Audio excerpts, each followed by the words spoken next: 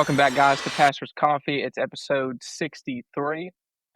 Stiff, it's just a delight to see you. How are you? Oh, I'm so delighted that you are delighted to see me. I'm Yeah. doing well. I feel supported this week, in the way that people are with me. Angel Reese is not standing a chance against Nathan Stifler. I've had people say, "I believe you can do it." Really? Okay. I appreciate it. Yeah. So, Some said that was controversial, so I I don't I think know. I think it's in my favor. So, Angel Reese, again, if you're listening, I would love The to, invite is still out, huh? yeah, invite Joe out. I'll come out to Chicago. Okay. And player in the WNBA, where I don't even know where they play. Sure, yeah. I don't know if it's in the Bulls arena or not. I would guess, but it might not be. I don't know. Anyways, I would appreciate it. I think we should put this to rest. I know the nation is really uneasy Yeah. about it. I know they really wanna see it. And I'm down to do it. Yeah, So, let's make it happen. but this week's going good. Next week's a busy week. I have to speak at a camp. Shout out to Redca. Um, I'll be speaking at a camp next week. First time I'm ever doing that, so it's gonna be interesting, but I think Yeah. it'll be a good time. And then we also have a youth graduation service this week, and I'm preaching during that. So just a lot of preaching coming up Yeah. here soon for me, and I mean Good. it's exciting, just a lot of prep, um, but we'll get through it. But how about you? How'd your week Yeah. go? The week's been good. It's been a little bit busy. I'm preaching this Sunday as well. I don't have six to do next week though, so I'm thankful, but also excited for you. It's a great opportunity. But yeah, we're getting ready for youth tonight. The summers are a little bit different, as you know. Your youth group starts, and mine, kind of tails off. It's just kind of a time where everybody's on vacation and stuff. It's really hard to tell what you're going to get from week to week. But JJ is growing. It looks like he's got a double chin now, so Mm, I'm anxious to see how much he weighs next appointment, and there you um, go. pretty it's How pretty much fun. did he weigh at birth? He was 6'12" at birth. Then we went the next week, and he was 6'14". So that's been a couple of weeks now. So I'd be interested to see where Okay. he's at now. But yeah, he was just a little guy. But Yeah, yeah, we're having a time. So good. everything's good. Yeah, on our side of things, Liam is still running around crazy. He's learned how to take off the diaper now. So he'll just be running down the hall butt naked. So that's always a good sight. That's awesome. Him coming down the hall. Uh, it's good that he doesn't do it after starting business. Yes. But Yes. you never know. We'll see how Yeah. that goes. Yeah. Uh, That'll be exciting. yeah. So maybe it's time to start potty training. I don't know how that really works, to be honest with you. Never really dealt with that. Yeah. But I'm sure somebody will tell us how it's done, I and don't we'll do got the it. first clue. Yeah. I don't Yeah. know. So, um, but since you're preaching this week, Mhm. let's talk a little bit about that. What's going on in Brooks' neck of the woods with his message? Um. Well, I was drawn to Jeremiah this week for a couple of different reasons, but verse 5, very well known verse. Before I formed you in the womb, I knew you. Before you were born, I sanctified you. I ordained you a prophet to the nation. So you could guess with, you know, JJ being around now that that verse was kind of cool to read. So I was just reading through that chapter again because I remember the verse, and you start to look at Jeremiah a little bit, and Jeremiah's when he's called by God, he's no older than 20 years old. A lot of commentators they'll say he's either 16 to 20 years old. So that's kind of the margin there. And when you think about what he's being called to do to confront a nation, it's really remarkable. And you think about this setting. Yeah. The book of Jeremiah it gives us, in verse 2, to whom the word of the Lord came in the days of Josiah the son of Ammon. Josiah is the youngest king. He was 8 years old when he becomes king. So it's hard to even fathom. And then when you get to this, it's in the 13th year of his reign. So the king is no older than 21, and then the prophet is no older than 20, probably more so 16. So you've got these two young guys of God's chosen nation, and they've got to lead them to the future. And it just got me thinking, about our world. And, we talked about Brandon Lake a couple weeks ago, but, guys like Forrest Frank and even some other artists that are kind of starting to have young people gravitate towards them and get them more excited about their faith. I have a couple examples, but I don't know. And if I'm putting you on the spot, I can keep going. But have you kind of seen a movement within young people at least? And I'm not talking about necessarily church attendance, but I'm just saying interest in Christianity from young people that you didn't see a couple years ago. Would you say that you've seen that? Yeah, I think people are kinda curious nowadays. I think they're Seems like really it. kinda Yeah, open to everything that's kinda going on around them, and, I mean, this can also be good and bad in a sure. sense. We see a Hmm. lot of, like, what Can go we the talked other way. about, like, the other way is deconstruction, and Hmm. everybody that seems to be a very hot trend at the moment, and, but it also it's a good thing people are really thinking, it's not just a tradition anymore, to just go to church with your family because I said so, and, I think a lot of young people are kinda thinking for themselves now, and obviously, we're included into this, Sure. Yeah. like, Yeah. church has always been a part of our life, and we haven't really been part of, like, a revival per se, I would say. Yeah. It's just kind of always been part of our lives, and so I think it's cool to see, like Brandon Lake, and I think Forrest Frank is probably who I would really like to talk about. I think he's a great, um, what's the word? Great, visual of what's going on. Yeah. He's making Example. very, Yeah. very simple songs, and they're praising the Lord, and people are loving it. Millions of And people. and Yeah. he's producing these songs, and he's just simply praising the Lord, and people are loving it, and, Yeah. I mean, he's all over the world right now, and, I mean, it's a great thing to see, and Yeah. I don't want people to just think that Christianity is just in music, and, I mean, Right. he's been in a bunch of stuff, a bunch of podcasts and everything, but, yeah, I definitely think it's a movement that is on the rise, especially for college age, young adult people. Well, music has such a hold on the culture.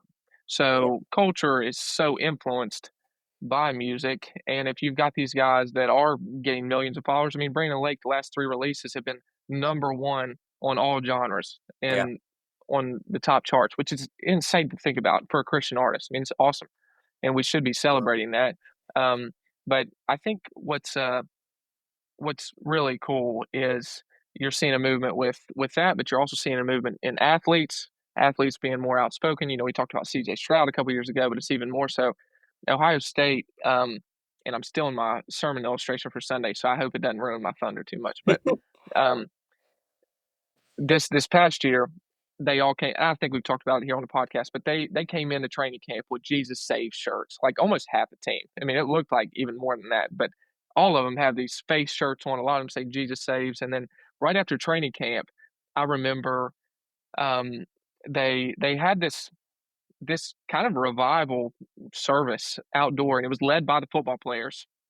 And if I got the numbers right, I think there's 800 people that show up to this revival, which is a pretty good amount. A secular campus, they're just getting into school, and they have almost 100 people, 100 students that are baptized at that revival. And the football players are leading this. I mean, it's amazing to see. And again, I don't think that God's sitting up there controlling. Um, well, he's in control, don't get me wrong, but I don't think he's so concerned with who wins each football game that we talk about on our podcast each week. But Ohio State ends up winning the football championship last year, yeah. and I just think it's amazing, that their year starts with that, and ends with them giving God glory on the biggest platform of their sport. And I think it's super cool, just the opportunity, that they had. But I think there was another story about West Virginia University, and that was even more recent, like 2 months ago, where huge revival breaks out, students are baptized, they're spreading the word across the campus. I mean, young people are just getting a little bit more bold, and we say this as young people, and the reason why, I'll be honest, I'm kinda nervous to preach about it Sunday is because, I think new things scare us. Mhm. And when you think of a guy like Forrest Frank, it is not a traditional hymn. He takes, I mean, it's, if we played a Forrest Frank song in front of our congregation, mine, we'd lose a big portion of our church. And Mhm. I'm not gonna get into that right, wrong, or indifferent. I'm a huge believer in hymns. I love traditional hymns. I love contemporary music. I don't really have a huge line where it's like, I don't want that in church. I don't want this in church. I just think the words need to be praising to God. But what I am saying is, I think we are so scared of what is coming up and the differences that we're not allowing them to flourish as much as they could be, Right. if that makes sense, because Yeah, we're I so think I think the afraid. problem yeah, I think the problem that people that we can see is that, the style of music that Forrest Frank does did not start out as a Christian way, and but the thing is God can be glorified through everything.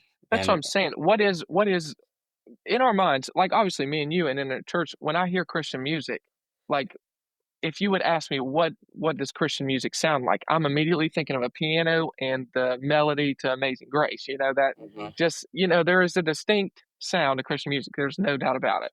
But instruments have evolved so much over the years, and I can promise you, our songs did not sound like, even our hymns did not sound like what they were singing back in Yeah. the early days of the church. We've just evolved so much, but it's Mhm. become traditional and contemporary, and we're just so scared of this. When in reality, I think we should be bringing all these together and making the church as intergenerational as we can. I'm not saying don't Yeah. need to have a guy up there rapping, but at the same time, why not? Mhm. Why not? Um, Yeah. your Yeah, uncomfort could be someone else's reason for coming to know the Lord, yeah. and I think that's worth it. Sorry, I cut you off, but No, I think it's a great point, and I think it's something that I mean, I also agree with you. I think it would be uncomfortable for me for somebody to be rapping up there because that would be just awkward because that's what we grew up with, and I think even like me and Albina are just not a very showy people when we're worshiping, but I don't mind people doing that. If it's a genuine reaction to praising the Lord, that's what they do. And I think that we're so scared of especially in the Baptist world, because 'cause we're both in the Baptist world, and it's so scary to raise your hand or show emotion in those type of things 'cause, it's a scary thought almost 'cause it's almost you get judged automatically, and I'm not saying that about anybody in particular, it's just the Baptist community. Um, and I think we're so scared of just changing the culture because what we see in today's culture is what when we look at the news and we see today's culture, it's a horrible thing, basically. And I think we're so scared to try to dive into that in the Christian culture of the young Christian culture today because of the negative young culture today.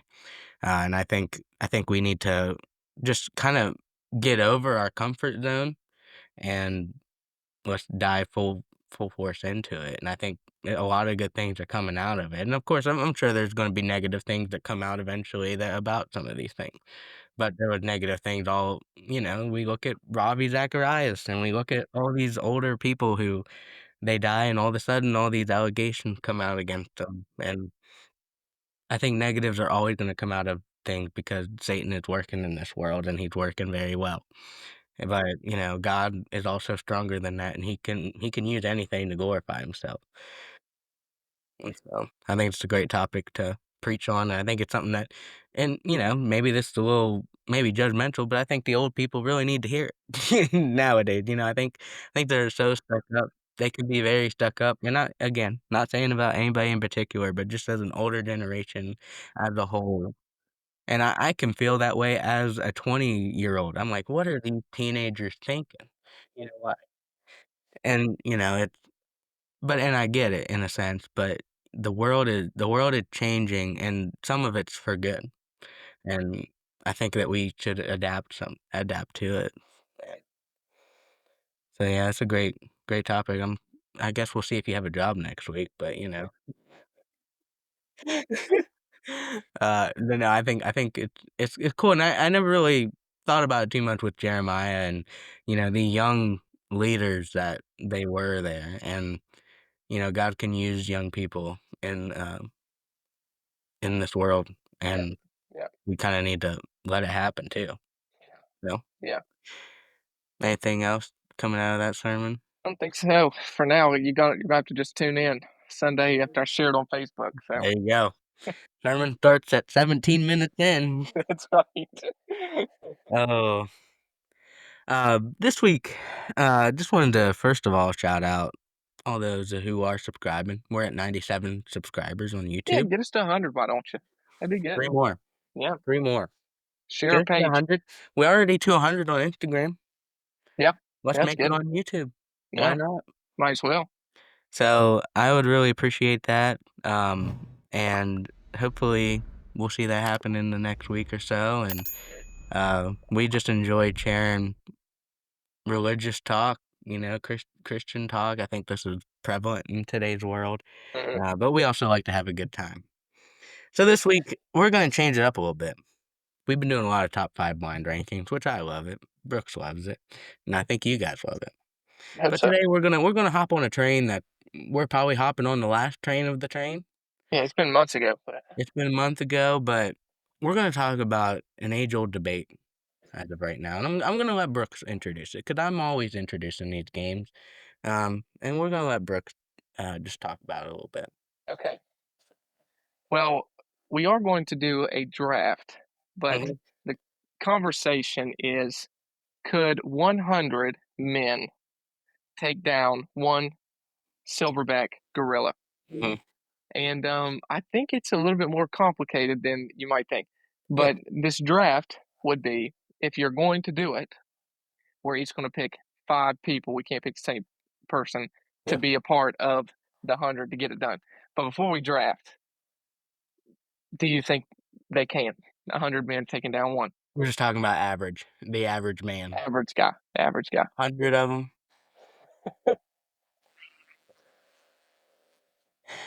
If we're going in, and I think I've heard someone give this a little bit of analogy that if Okay. we're going in and about 10 of these 100 people are willing to die, Yeah.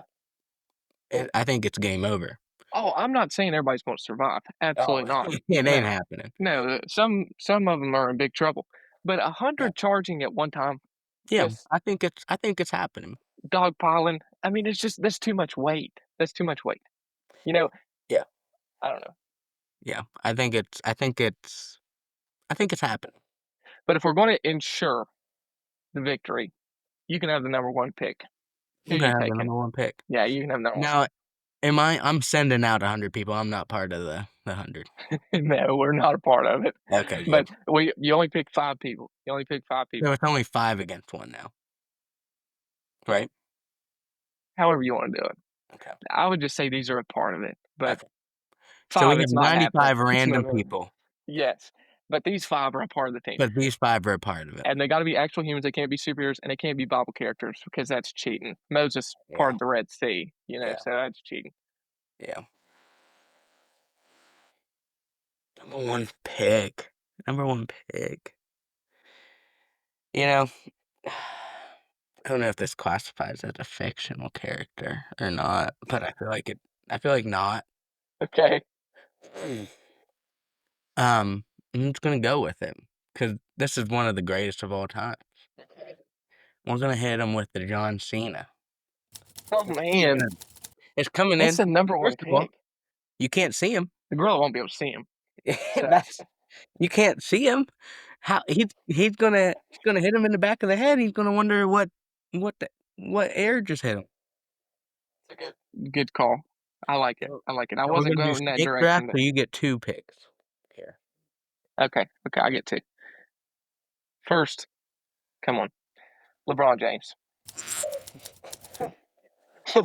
LeBron James, You have to have him on it. he can't be a part of the first 10 because first 10 are done for sure. The first Oh, yeah. 10 that go, they're done. But if he's kind of middle of the pack, 6'9", and we're talking about in his prime, 6'9", 260, Yeah. runs a 4.4, He's jumping strong over as the an gorilla. ox. He's going to hop over the gorilla, Yeah. distract him, and Yep. then with It's your number 2 pick's gonna come in with the blow. and then the number 2 pick, John Jones, maybe the best fighter of all time. Yeah, he's a UFC fighter. If you're not familiar, for those of you listening, probably the baddest guy out there now. So that'd be my number 2. Okay. Put me in a tough place here. Yeah. And if we're going with, I didn't even think about basketball players. One of the most dominant players of all time, Shaquille O'Neal. Imagine that Oh dude. man, And you know he what? puts his paws on you. That dude's huge. Yeah. Um, and I think with John Cena, he can also hop him. He can't see him. Maybe Right. he'll just sneak around. He don't even need to sneak. Exactly. John Cena's gonna come in, bang, hit him. Shaquille O'Neal, we're gonna set up a little rim out there, Yeah. and he's gonna have a basketball. All he's gotta do is he's gonna dunk on him. That's all he's gonna do. He's gonna be so distracted. Yeah. But then, you You need get another something. one. You need some. Those are two. Those are two guys. They're bringing the blunt force. Okay. So you need something small and sneaky. Okay. Something the gorilla's not gonna see. Okay. And little does he know that Jackie Chan is gonna come around. Oh my gosh, I did not see that coming. He's hitting him with one of those. This is taking a turn. Okay. Um, You gotta have that guy. I respect it. I respect it. My next one, and then here's my dual strategy here. Okay, Mhm. because this is taking place, you know, out in the forest probably, Yeah. but I'm banking on there being water. Okay, Okay. Mhm. so my first pick, well, my third pick is Usain Bolt. Okay, Oh yeah. Yeah. because he's going to be my distraction. So Yeah. I'm going to have the gorilla chase Usain. Okay, and then guess who I have in the water? Michael Phelps, Michael and Phelps. he's not catching him for No, sure. you ain't And touching he's Michael not Phelps. catching. Can So gorillas swim? I don't think so. So I it's don't like think it's they can. There's always gonna be one person left. Gonna wear him down one way or another. that's what I'm saying. So That's a great. respect the strategy. Respect the strategy. That was a That's good great. strategy. And you still got one pick left And after yeah, after I give these two. yeah. So you got John Cena, This is a group. You've got a cast right here. Shaquille O'Neal, and Jackie Chan It's so going to be far. a award-winning movie, I Mhm. think. Yeah. But see, the thing is, I don't know if I have much of a distraction though after that because he's gonna be pretty focused on John Cena and Yeah, Shaquille O'Neal. The "you can't see me" eventually wears off. sure. You can see him. Jackie Chan's gonna be there, and after he makes his sneak attack, he's gonna have to, he's gonna see Jackie Chan, and so the cover's all blown. So now you need a guy who's just gonna come in, and he's just gonna have to be the distraction, Okay. right? Okay. And maybe this shouldn't be said as a pastor, but we're gonna Oh, say it anyway. He's gotta distract them in a way that's not physical, and that's with laughter. We're gonna assume the gorilla speaks English. where And you go with this?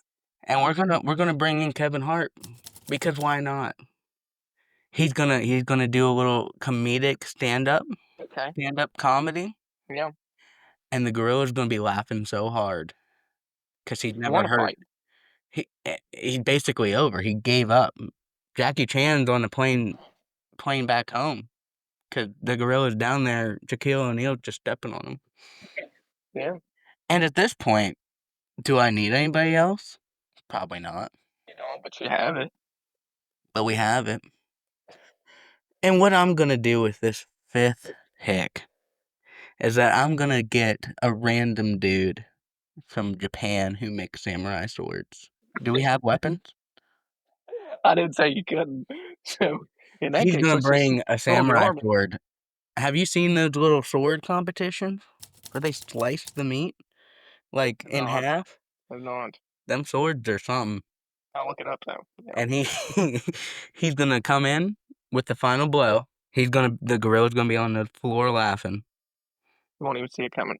Yeah, Beheaded. it's dark. Wow.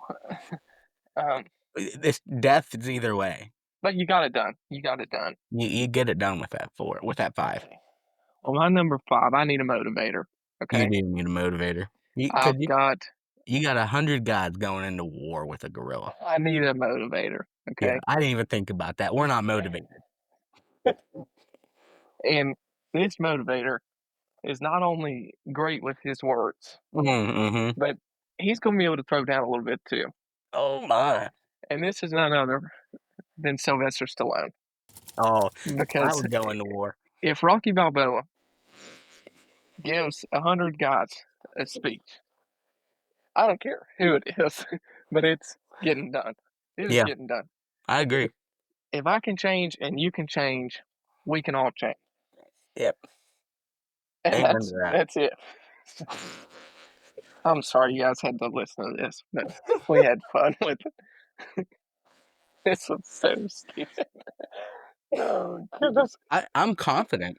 Oh, I am too. I like my list. Yeah. Mhm. I think Jackie Chan's probably the underrated pick there. I think Yeah, for Jackie sure. Chan coming in. I mean, Jackie Chan's so small, he's probably running up the back of the gorilla. I mean, he's running. You could. Yeah. He's hitting him with a kick on the way off. I mean, it's over. That gorilla ain't lasting. And Yeah. imagine the other 95 guys. They're just sitting in the background. Just it's a show at this Cheering point. them on. Yeah. Yeah. Yeah, this has to take place in the Amazon River, Amazon Yeah. forest, because Yeah. then you I gotta would have the need that water. for Phelps. Yeah. Yeah, yeah, so, basically, if we have water, you're killing it. Because 'cause I'm not. If this is in New York City, I'm in big trouble because he's probably Yeah, picking up cars and throwing them. But yeah, yeah, yeah, you're in trouble there. in the forest, I think we got a pretty good shot. Yeah. In Yeah. the forest, I think in New York City, I might have a little bit of an advantage, we can get Kevin Hart up on the TVs, Yeah. so he's just all around him. Magnify. Yeah. Yeah, yeah. I think that's a great comment. Um, Who's winning the finals? who's winning the final? I completely forgot about the NBA finals before we This is what we end with. Who's winning the this one. finals? Well, obviously the Thunder are. How many I'm games? how many games? So this is where it comes down. I think Mm, we both agree that the Thunder are winning. I don't really think there's a chance the Pacers win. I It don't is either. 2 NBA teams. They could win. Injuries can happen. Injuries can happen. If SGA stays healthy, I'm confident. Hmm. If everybody stays healthy, I think it's done in 5, simply because of it. I think it can go to 6. If it goes to 6, Thunder are winning for sure. I don't see a game 7 happening. I got Thunder in five. Yep. Thunder in Winning 5? back. I think Indiana wins game three at home, and then Thunder win four and five, close it out at home. Yeah. I think it's too much of a mismatch. I think I do think I do think the Pacers have two of the top three best players, and they have three of the best six. So in the series, you have Shea, and then I would say Halliburton's second best player in the series. I think Siakam's the third best player in the series, Probably. and then you have Jalen Williams and Chet. But then Yeah. Miles Turner's right there. So I mean, the starting five is not that far off. It's the depth. The Thunder are Yeah. just too deep. The depth is gonna Yeah, kill them. yeah, I mean, they have so many people coming off the bench. It's just yeah, insane. yeah. Yeah. I'm excited for the matchup. I'll be speaking at camp most of the Yeah, you matchup, won't get to watch but many of them. Yeah, yeah, so we'll see how that all well, they are late at night. We'll see. I don't know how that's all gonna work out, but yeah. if anything, I'll come back and watch them, and, I think it'll be a good, finals matchup. I think the Thunder get it done, and I do too. I think we might see a dynasty if they keep them all. I don't know how contracts work. It's gonna be tough. It's I gonna be don't tough to know keep them on. whose contract is expiring, if there is any. Yeah, If not, I think they might run it back next year. good chance. Yeah, So But I am excited, and, let's just talk about this real quick. Could we have just Mm, a second? sure. Are you feeding into the SGA foul merchant thing, as Oh, they yeah. He 100% is a foul baiter. He he Mhm, he goes into the game looking to get to the free throw line, but you can't name a superstar that doesn't. mhm. Now, he is the worst currently in the league at it because he does it more. But if, I mean, we said it so much with James Harden. James Harden was 3 times worse than SGA was in Yeah. Houston, I mean, um, there's been so many. Allen Iverson was a foul baiter, get you up in the air, lean into you. So it's always been done, especially at the guard position. Like I went into, I mean, gosh, um, I shouldn't even be bringing me up, but when I would go into games, even though I stay down on the perimeter and shot a 3-pointer, I felt really good about myself if I got to the foul line early, just because it gives you such a rhythm, and Mhm. man, it gives you time to just take a break for a second, get a deep breath, feel the ball for a second, get into your rhythm, and I mean that's why Shea scores as much as he does. He gets the foul line so much, but it just paces the rest of his game. That's why his mid-range game is so great. That's why his three-pointer is always in rhythm. Um, but 100%, he is a foul baiter. I think the refs do give him some favors, but you can't name a superstar Yeah. that doesn't. Yeah. I agree. I agree. So I think he gets point out. I mean, I agree with you. I think he is, but I think we look at anybody and they are pretty much like he that. can make it for anyone. He's just annoying Well, because they're so good. yeah. I think when you have a great free throw shot, as SGA does, I mean, Yeah. I don't know his percentage, but it's high. He's pushing 90, I think. If you think about it, if you're shooting 9% from this spot and 30% from another spot, you would rather take the free throw. That is part 100%. of the game. Yep. Fouls are part of the game, and I think Yep. he's using them well. Um, Absolutely. Yep. and I think people just hate that it is against them. He's tough to guard. That's why he Yeah. got fouled. Yep. So, So, but anyway, guys, we appreciate you and sticking through that. That was interesting. Let us know down below who's that might be the winning. weirdest one we've done, but Who I who don't know. who killed the gorilla first? That's my question. You know, but I personally, Jackie Chan. I And could then say just think Jackie. about all these animals being on a boat together with Noah in the ark. All them animals that we keep talking about, and they're on a boat together. Yeah. That's for another podcast. Tune in next week. Yeah. Hear about Noah's Ark and how did they survive that. Yeah. But anyways, we appreciate you guys and hope you guys having a great week.